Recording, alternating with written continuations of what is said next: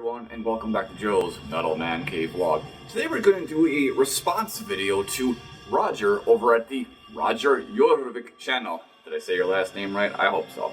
Anyway, Roger recently hit 600 plus subscribers. He's doing a contest, and to be entered into the contest, he had to do a video showing 6 evil album covers. Sat here for a good couple hours just kind of digging through my stuff and thinking about this, and these 6 album covers I feel are pretty darn evil looking, and we're going to talk about them in a little bit. Playing in the background and keeping the theme of evil, we have Ondskapt and their album Dodins Evangelium, Swedish black metal band, very, very good album, and very, very evil sounding. Right then, so up first we have Mystifier and their compilation, which includes the albums Goisha and Wicca. Mystifier is a black and death metal band from Brazil, and well, what can you say about this album cover? It is both simultaneously evil looking, but also kind of ridiculous. I mean, what do you got here? I mean, you got this guy who appears to be some sort of king that's sickly, and there's like these druids around him, and they've clearly cut the head off of someone that he loved and cared about or something, because he's like, but then, you know, it's something really bad's gonna happen here. Pretty diabolical, pretty evil. And then when you kind of look past all the druids, you see that there's this goat guy in the background, Satan, Baphomet, something or another. But then when you really look close, and I've had this album for over 10 years, and I just noticed this now. When you look really close, you see that Satan has a massive boner. Yeah. I mean, maybe he just really gets off on evil acts or something like that, but goddamn, he's got a monster heart on, and he's not afraid to show it. So there's album number 1 of Evilness.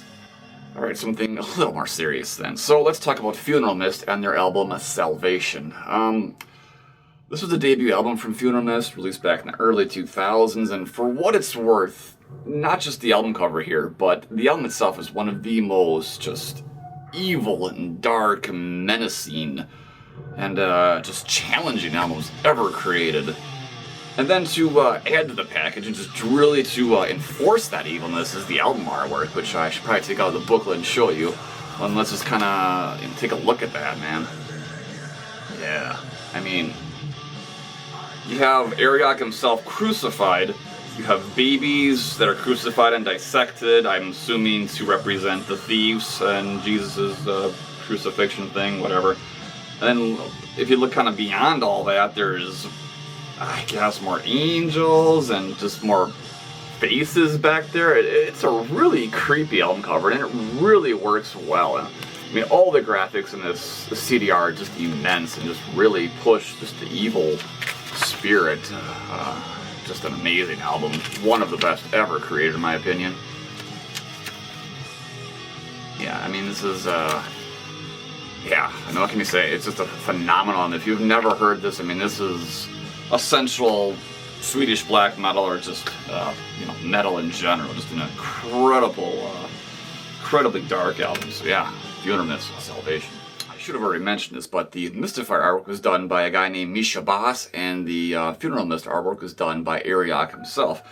And now moving on to this third one here, we're gonna look at a Edward J. Repka painting, one I think almost everyone knows, and one of the most legendary and iconic albums ever made, one of my personal favorites. So it's Death's Scream Bloody Gore. Yeah, man, I mean, you all know it, but I mean, I just love it. These skeletons here, I mean, they're drinking blood, they're, you know, celebrating their evil victory of someone or something. There's more bones in the background. I mean, yeah, man, it's fucking awesome. I love it. It's one of my all-time favorite albums, and overall, I'm not by any means a Death fan. I think they honestly just like the stuff from the 80s, if I'm totally honest with you, but a fucking very cool album cover, just amazing, yeah. One of the many greats from Edward J. Repka. So continuing on, let's talk about Inquisition and their album Into the Infernal Regions of the Ancient Cult. So this is the reissue artwork here. The original was not too good. This particular artwork being done by a guy named Tim Bishop. Not a very prolific artist, but a very good artist. I love this artwork. I mean, you got that sort of melting, dripping skeleton in the background, these other demonic faces. Man, the Reaper's in there. You get everything with this one. A very, very dark and evil looking album cover, and fantastic album. Inquisition is probably the best American black metal band. I mean, I don't know what else to say, man. They're just a fucking really good band, and they're a band that somehow just flew over me for years. It wasn't until probably like 2010 when I got into this band and absolutely have just immensely loved everything they put out. Band comes from Seattle, USA, although they sometimes get listed as a Colombian band because when the band was actually founded in the early 90s, main member, he was living in Colombia for whatever reason, but he is an American guy and the other guy in the band is American as well. So yeah, Inquisition, into the infernal regions of the ancient cults. Alright, two more. Let's talk about Sacramentum's Far Away from the Sun, man. So, this is a painting done by Necrolord, Christian Wayland, a Swedish guy. I mean, this is classic Swedish melodic black metal through and through. I think just about everyone knows this album, but if you haven't, this is melodic black metal in style, very comparable that Dissection, kind of, pioneered in the early 90s in Sweden, and this is just a continuation of sound. But I don't know, I would maybe argue and say that Sacramentum was a little bit darker in Dissection. It has that same sort of melody to it, but there's definitely a little bit darker vibe to this album. I always thought so anyway. But anyway, the album cover has this castle on it, and I mean, there's such depth to Necrolord's paintings. There's always so many like little details. I mean, like you got this spooky, wicked-looking castle. There's all the clouds, the lightning, and it's just sort of built into this like all these little stairways and passages, and just some.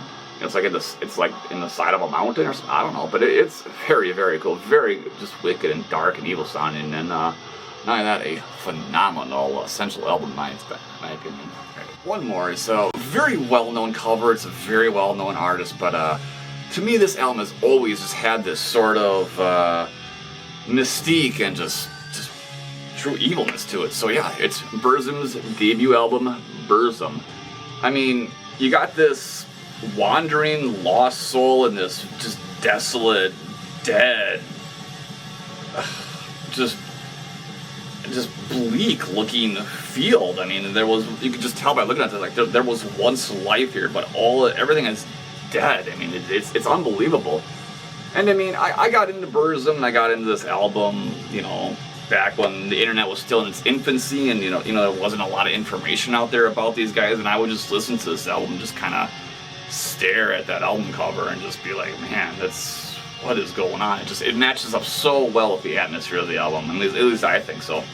And then when you get your hands on the second Burzum album, Burzum and Gangvar, then you realize this is like a smaller part of the bigger picture. You realize that this spirit is wandering around this really grim and evil-looking castle, and in this just totally dead, Mordorish kind of looking area. Yeah, man. So, fuck yeah, man. Burzum. I mean, don't need to say anything more than that, other than Varg's a genius, and this is an amazing album. So yeah. Well, that's it. There's 6 evil-looking album covers for you, and again, obviously, what is and what is not evil is very subjective, but I say they are. I'm going with it. So yeah.